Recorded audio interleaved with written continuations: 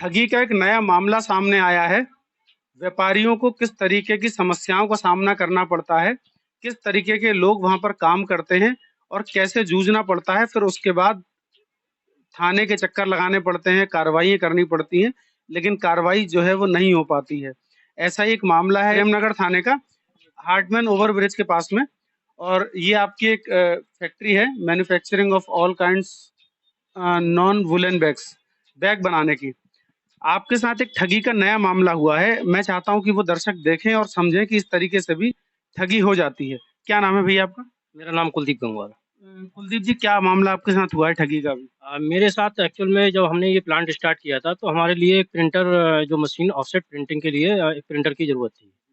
तो एक इमरान बारसी नाम का व्यक्ति हमारे पास आया, बोला मैं प्रिंटिंग करता हूँ और आप मुझे अपने यहाँ रख लीजिए। मैंने उसे अपने यहाँ जॉब पे रख लिया। उसके बाद में उसने मुझसे कहा कि मैं आपका माल बिकवा दूंगा और माल बिकवाने के में थोड़ा सा कमीशन आपसे दिया करूंगा, बाकी उसका पेमेंट वगैरह की जिम्मेदारी सारी मेरी रहेगी। इस तरह से हमने उसे स्टार्टिंग में माल दिया, उसने हमें पेमेंट थोड़ा थोड़ा करके देता रहा। फिर जब उसने अपना एक विश्वास हम पर बना लिया, बनाने के बाद में वो हमसे बोला ऐसा है, माल हम अब अपनी फर्म पर लेंगे।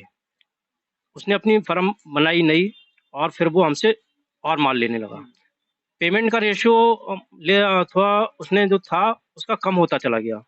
माल ज़्यादा लेता रहा था, पेमेंट कम देता रहा। उसके बाद में लगभग लगभग हमारी उस पर 9.5 लाख रुपए की उधारी हो गई।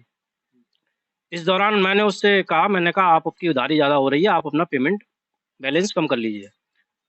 तो बोला ऐसा है, मैंने तो जो माल आपसे लिया है अपनी फर्म का, मैं उसका पेमेंट दूंगा, उससे पहले का मुझसे कोई मतलब नहीं। और पहले का जो भी बैलेंस था वो उसने हमें नहीं दिया। और जब हमने कार्रवाई की बात की तो बोला आप कार्रवाई कर लीजिए, आप कुछ नहीं कर पाएंगे, जबकि हमारे पास उसके सारे नाम से बिल कटे हुए हैं।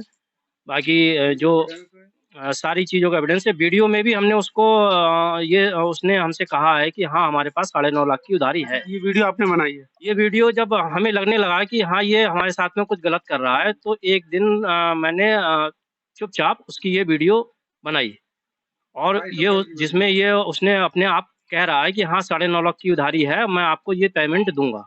लेकिन पहले इसने आपका भरोसा जीता, जो छोटा पेमेंट लेता गया, बिलिंग करा गया, वो पैसा देता रहा आपको। जब बड़ा पैसा हुआ तो वो पैसा आपका मार लिया गया और उसके बाद ये व्यक्ति गायब हो गया। हाँ, ये पहले स्टार्टिंग में पैसा देता रहा, जब पेमेंट ज़्यादा हो गया तो इसने हमसे ये साफ कह दिया कि हमारे पास इतना पेमेंट आपका है ही नहीं, हमारे पास सारे बिल सारे। तो सिक्योरिटी के लिए आपने कुछ लिया इससे? सिक्योरिटी के लिए हमने इससे 2 चेक लिए थे। वो हमने जब चेक लगाए तो इसने स्टॉप चेक वहाँ पर लगवा दिया, जिससे वो बाउंस हो गए।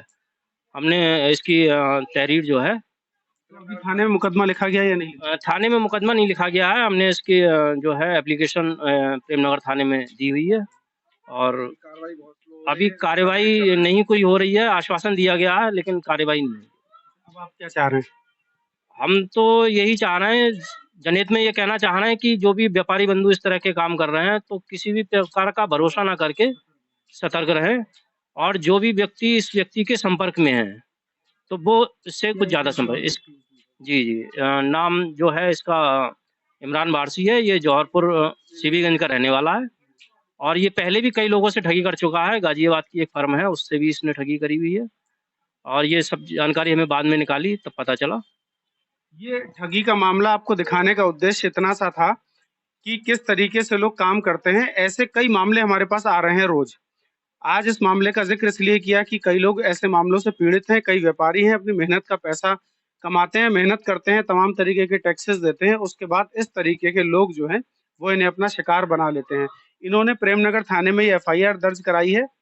ये प्रार्थना पत्र इन्होंने दिया है और इनको आश्वासन मिला है कि इस पर एफआईआर दर्ज हो जाएगी और जल्द ही इस पर कार्रवाई होगी। जनहित में ये खबर हमने आपको सिर्फ इसलिए दिखाई है कि आप भी इस तरीके के जो भी कारोबार करते हैं उन इस तरीके के लोगों से थोड़ा सतर्क रहें और अपने काम को अपने तरीके से करते चले जाएं। बने रहिए एक्सपोज टुडे के साथ।